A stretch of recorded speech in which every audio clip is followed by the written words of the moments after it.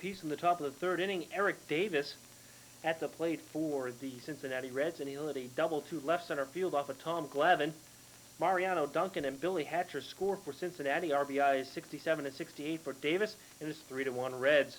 Todd Benzinger will then get an infield base hit that scores Barry Larkin, and that gave the Reds a 4-1 lead. RBI 46 for Benzinger. 4-2 Reds in the bottom of the fourth inning when Ron Gant will hit a two-run homer to left field. That picks up Lonnie Smith, who was on first base. Home run number 26 for Gant, RBI 67 and 68. This game is knotted up at 4 apiece. But the very next batter would be Dave Justice, and he'll hit a solo blast to right field off of Danny Jackson. Back-to-back homers for the Braves, number 21 for Justice, RBI number 60. And the Braves lead by a score of 5-4. Top of the sixth inning now, Tom Glavine on the hill for the Braves. He settled down after giving up 4 early runs to Cincinnati. Here he strikes out Todd Benzinger in the sixth. Glavine had 6 strikeouts on the night. 6-4 in the bottom of the eighth inning. Justice with a solo blast to right field off of Randy Myers. Number 2 of the game for Justice, his 14th home run in his last 30 games. The Braves win 7-4. Tom Glavine the winner, he's 7-11. Danny Jackson the loser, he's 5-3. As Atlanta wins by that final score of 7-4 over the Cincinnati Reds. And the Montreal Expos at home Tuesday evening, looking for win number 4 in the last 5 games, taking on the Cubs. Bottom of the second inning, and Rogers will lose his shortstop, Spike Owen. Owen tossed out of the game after arguing Mike Bielecki's second strikeout, tossed out by home plate umpire Mike Winters.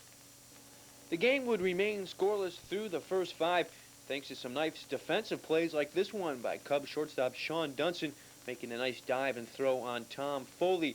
Expos would finally break the 0-0 deadlock in the bottom of the 6th.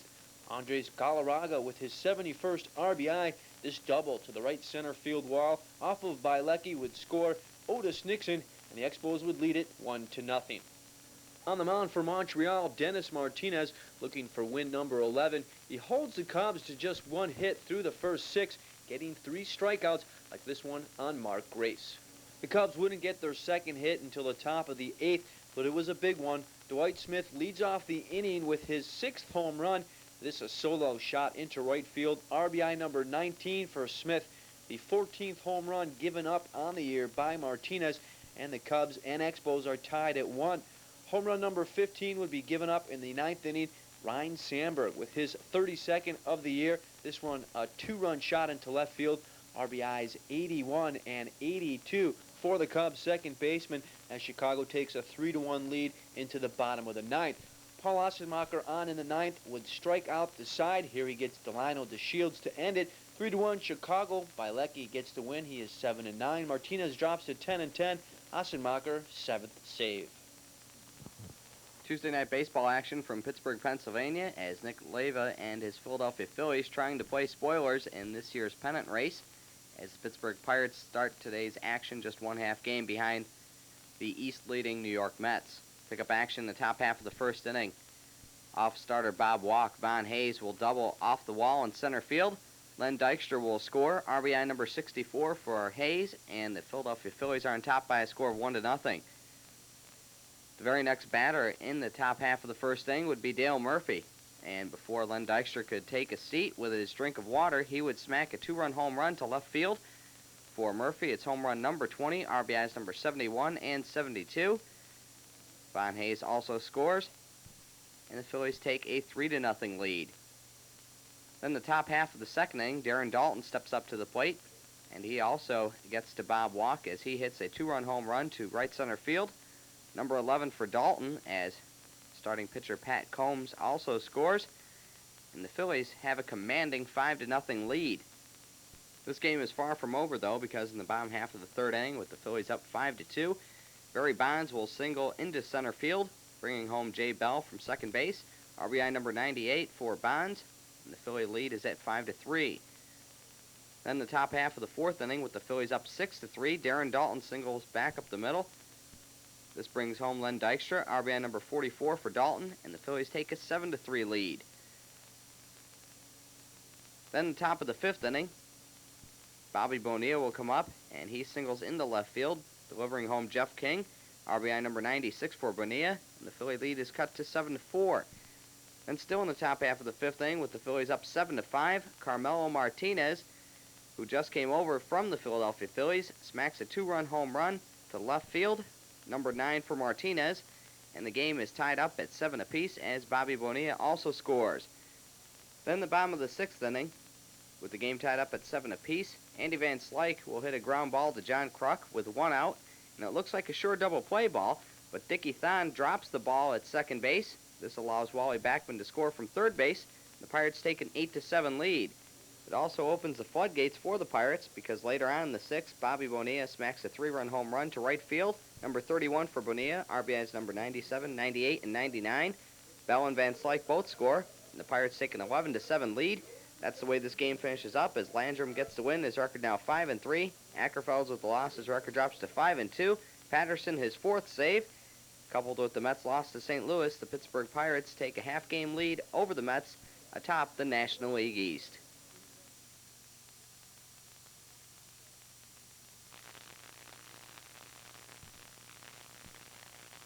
Tuesday night baseball action from St. Louis, Missouri on a perfect evening for baseball. Pick up action in the bottom of the 4th inning. The New York Mets in town as they hold a slim half-game lead over the Pittsburgh Pirates at the start of tonight's action. Here in the bottom of the 4th inning, Terry Pendleton will double down the left field line off Mets starter Sid Fernandez, RBI number 58, as Ozzie Smith scores all the way from first base, and the Cardinals are on top by a score of 1-0. Still in the bottom of the 4th inning, Sid Fernandez will get Felix Jose to go down on strikes, his 4th victim of the evening, as the St. Louis Cardinals still remain with a 1-0 lead over the Mets. Then in the top of the 5th inning, Joe McGrain pitching a fine ball game for the Cardinals will have to leave the game with 1 out in the top half of the 5th as he leaves with a sore left shoulder. In the top of the 6th inning, a pretty double play turned in by the Cardinals as Darrell Boston grounds into a 4-6-3 double play. A nice jump throw by Ozzie Smith to get Boston at first base. Then the top of the 8th inning with runners at first and second and nobody out, Tommy Herr bunts the ball up in the air to Tom Pagnozzi, who then doubles off Keith Miller at second base. Some missed opportunities by the New York Mets tonight would cost him in this ball game because in the top of the 9th inning with Kevin McReynolds at third base, Howard Johnson strikes out to end the ball game as St. Louis wins this one by a score of 1-0. Joe McGrain with the win, his record now 9-15. Sid Fernandez with the loss, his record drops to 9-11. Lee Smith his 23rd save. Coupled with the Pirates' win tonight, the Mets find themselves 1 half game behind the Pirates in the National League East. From Fenway Park, the American League leaders battle it out again. Top of the 1st inning, Harold Baines at the plate for the A's. He'll hit a fly ball to left field that Mike Greenwell can't quite get to. It drops in for a double. Ricky Henderson scores RBI 46 for Baines, and it's 1-0 A's. Clemens will walk 3 batters in the 1st inning as he gets himself in trouble, but he'll snag Jamie Quirk's line drive here to the mound, and he'll catch Jose Canseco off of third base, but his throw is high and away from Wade Boggs. Canseco scores, and the A's lead 2-0. We'll take another look at the nice play by Clemens, but he'll throw the ball away, and that allows the 2nd Oakland run to score as Canseco trots home from third base. Bottom of the 1st inning was a different story for Oakland as Dave Stewart cruised right along. Here he strikes out Wade Boggs to end the inning. Top of the 4th inning, Clemens will get some defensive help here from right fielder Tom Bernansky with Mark McGuire on second base. Willie Randolph will lift a fly ball down the right field line. Bernansky will make the running catch against the retaining wall in right field, throws it back in. McGuire goes back to second base, so Tom Bernansky saves a run for the Red Sox. Clemens, however, would throw a wild pitch in the 5th that scored a run, 3-0 A's. Bottom of the 5th, Joe DeRee with a base hit scores Tony Pena, the 3rd straight 2-out hit by the Sox, and they finally get on the board. It's 3-1 A's after 5. Roger Clemens left with the bases full in the top of the 6th inning. Ricky Henderson will then get a base hit off of Larry Anderson. Quirk scores RBI 52 for Henderson, and it's 4-1 Oakland. But Anderson would strike out the next 2 batters, including Jose Canseco, to end the inning. Without further damage, the Sox score on a groundout in the 6th, and it's 4-2 A's. Top of the 9th, the A's get 2 more. Carney Lansford drives in Willie McGee, 5-2 Oakland. They add 1 more, and it's 6-2 is the final score. Stewart, the winner, he's 18-10, a 6-1 lifetime versus Clemens. Clemens, who had an 8-game winning streak coming into the game, drops to 20-6. 3 of his 6 losses have been against Stewart and the A's. So Giants in San Diego on Tuesday night, 1-0 Giants in the top of the first inning. And Kevin Mitchell will then unload for a solo homer off of Andy Bennis. Homer number 32 for Kevin Mitchell. And the Giants lead 2-0 after a half an inning. But the Padres counter with 3 runs in the bottom of the first inning. Joe Carter will go over the 100 RBI mark here with a double to left field that scores Tony Gwynn. And Jarrett Clark, 3-2 San Diego leads. RBIs number 100 and 101 for Joe Carter. Bottom of the second inning now, Roberto Alomar with a base hit to left field scores Biff Roberts as he races around from second base to score ahead of Kevin Mitchell's throw, and it's 4-2 San Diego.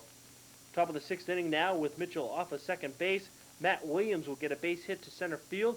Mitchell will come around to score ahead of Sean Abner's throw from center field. RBI number 102 for Matt Williams, and the score now is knotted up at 4 apiece.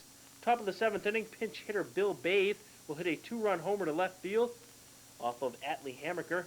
Home run number 3 for Bathe, RBIs 10 and 11 as he picks up Mike Benjamin. And the Giants now lead 6-4 on Bill Bathe's pinch hit 2-run homer. And you can put this baby to rest now as in the bottom of the ninth inning, Roberto Alomar grounds out to end the game, giving John Burkett his first Major League save as the Giants win 6-4. Mike Lacoste the winner, he's 5-3. Atlee Hammaker drops to 4-7.